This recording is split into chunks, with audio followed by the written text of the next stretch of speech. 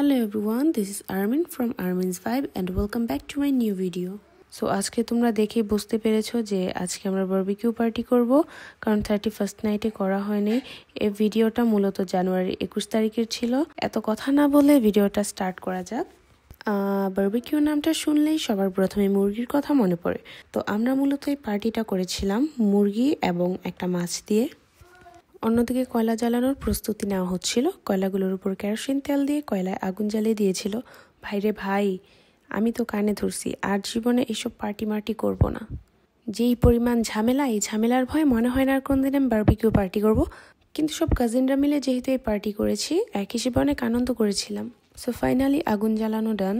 এই আগুনের মধ্যে কয়লাগুলো পুড়তে পুড়তে আমরা সব কাজিনরা মিলে একটা ফানি ভিডিও মেক করি। তো চলো ভিডিওটা দেখা যাক। ওই বারবিকিউতে করতাছি, হেল্প করছ না কে তোরা? আমি কি হেল্প করব? আমি তো পারি না। ফুদে মামা ফুদে, ফুকে নেতে মু নাক দিয়া না মুখ দিয়া। আর আগে কয়লা জ্বালা, কয়লা কেমনে জ্বালায়? ইউটিউবে সার্চ দে মামা, ই সার্চ দে মুরগি পুরা টিউটোরিয়াল। ধর তোরা গান গা তো।